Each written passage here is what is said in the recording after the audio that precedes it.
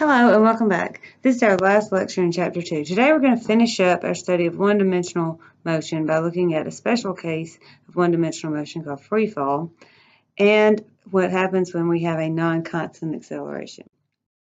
So let's look at free fall first. When an object is moving under the influence of gravity only, then we say that that object is in free fall.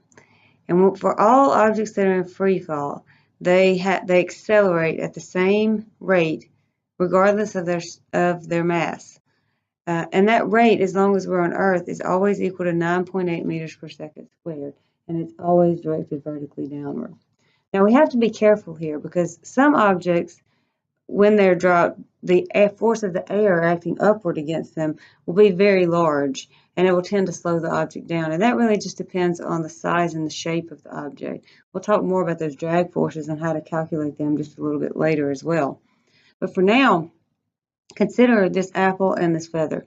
If we drop them side by side in a vacuum where there is no air, they will fall at the same rate, they will accelerate at the same rate, and they will hit the ground at exactly the same time. But I think we all know that if we drop the feather and the apple side by side in a normal room where there is air, the apple's going to hit the ground first. Now, why is that? Is that because gravity acts differently on the apple than it does the feather? No, it's because the feather is not truly in free fall there, because the force of the air acting up against the feather is fairly significant compared to the weight of the feather. And therefore, it's not really in free fall anymore. There are other forces that act on it. The air also acts on the apple, but because the apple is very aerodynamic, it's round, it's shaped almost like a ball, the air resistance force, as long as the apple is not going really fast, is very small, so we can ignore that, and it really does accelerate even in air almost the same way as it would if there were no air. And many objects are like that apple. Balls, apples, anything that is relatively compact and that is pretty aerodynamic, when it's falling, we can usually assume that it's in free fall. Now, the picture here shows what free fall would look like on a motion diagram and a velocity time graph. So as we see, the velocity gets bigger and bigger in a negative direction. So we have a negative acceleration. Now, what about if something was going up and was in free fall? Free fall is not only when things are falling down, it also is in free fall if it's moving upward. Well, if something was going upward, if it started out with a big velocity, over time, that velocity would get smaller and smaller. You would still have a negative acceleration directed downward. When it reaches the top, it's going to turn around, then it's going to speed up, still have the same acceleration. So the entire time it's in the air, you're going to have a negative slope here. And that's always going to be equal to negative 9.8 meters per second squared. Now, this is an acceleration that turns up so frequently that we give it its own name. We call it g.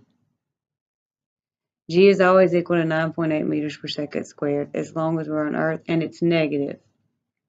Now, other planets will have different values of G, and a little bit later in the course, we'll learn how to calculate the value of G for a particular planet based on the radius and the mass of the planet. But for now, we can assume that everything we do is just going to take place on Earth. So, a quick question then.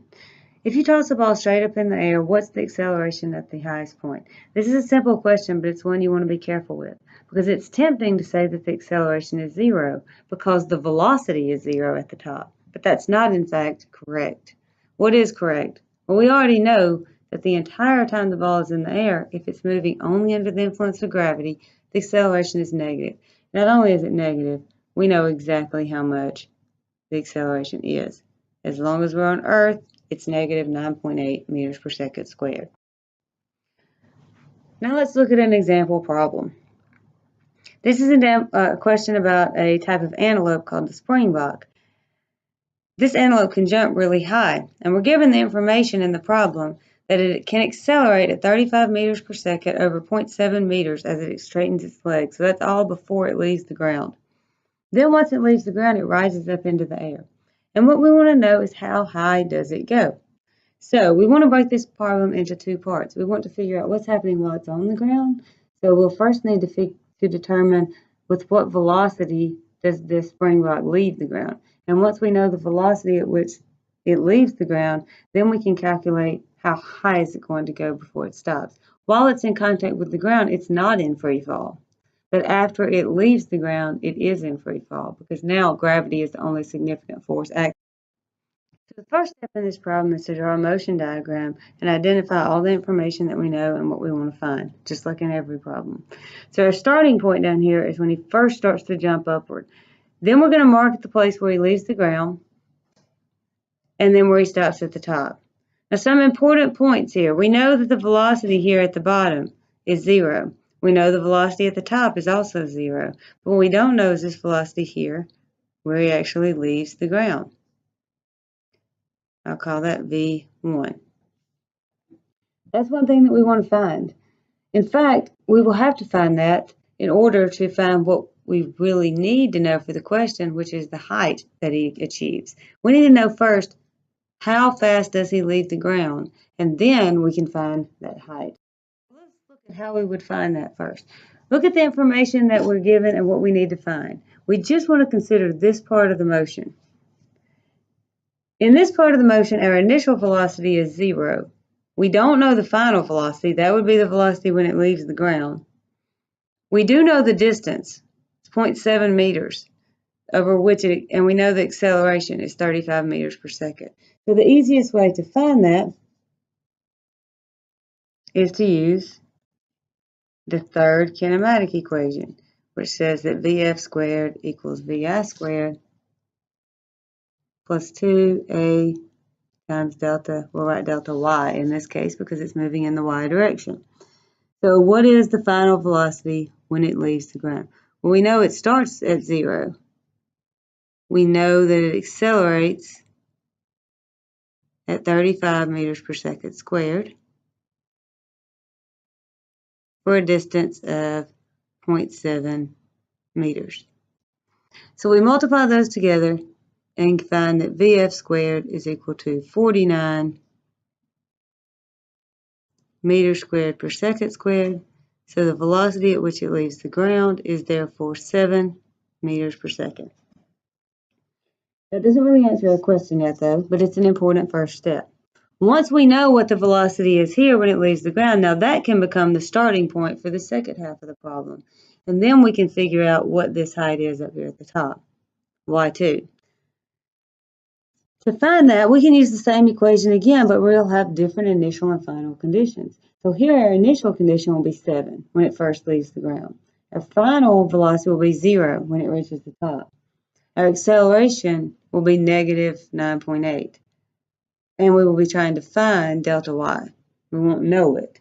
So we'll use the same equation again, but we'll have 0 equals 7 squared plus 2 times negative 9.8 meters per second squared times delta y. We can rearrange this equation, solve for delta y, and we will get that delta y is equal to 2.5 meters. Pretty high. I'm pretty sure that no matter how hard I tried, I would not be able to jump 2.5 meters off the ground just from standing, and you wouldn't either. So that's pretty impressive that it can jump that high. So this would be the final answer for the height. It goes. It starts at the ground, which is 0. It ends at a height of 2.5 meters. One other special case of motion which is related to that free fall is motion on an inclined plane.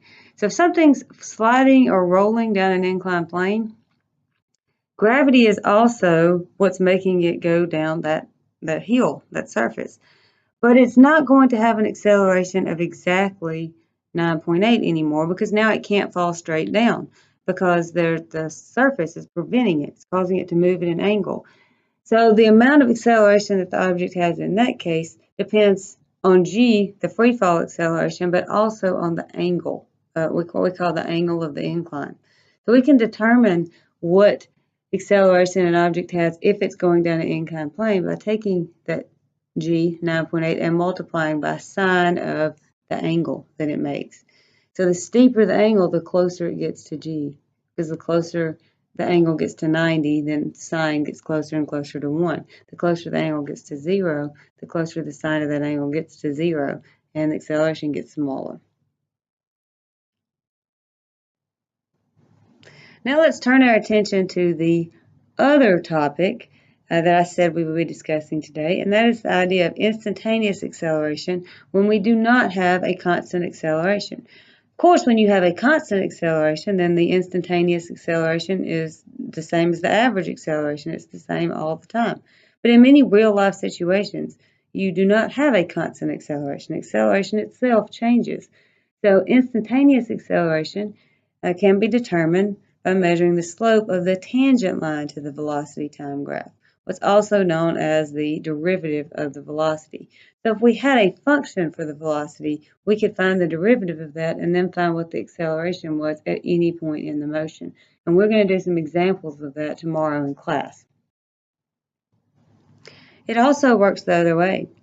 Suppose that we want to determine what the final velocity of something is when we know how the acceleration changes. Well, in that case, we need to go backwards. So velocity can be found by integrating a function we have for acceleration. So the change in velocity over a certain period of time is always equal to the integral of the acceleration between those two time points. Graphically, an integral is the same thing as finding the area under the curve. So we can do that from a graph by finding the area under the curve, or we can do that mathematically if we actually have a function. And we will practice that again in class tomorrow. Let's finish with a quick example of finding that area graphically. So if we have an acceleration graph for a particle with an initial velocity here of 10 meters per second, what will be the particle's velocity at 8 seconds? So 8 seconds is right here. So we want to start at 10 meters per second, and then we're going to add to that the area under this graph because it's going to tell us how much the velocity changes. So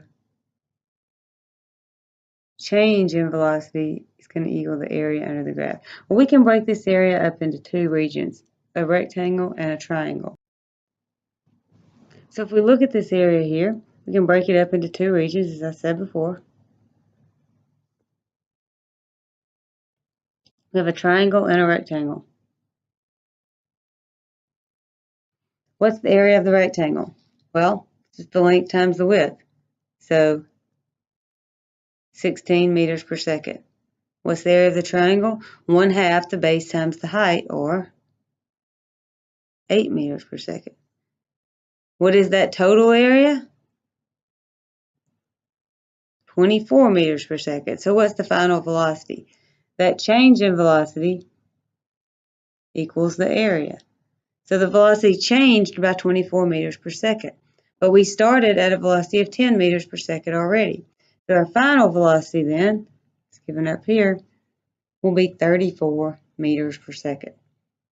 Now we could also do this mathematically if we had a function for the acceleration as a function of time. I won't do any examples of that here on this video, but we will tomorrow in class. So look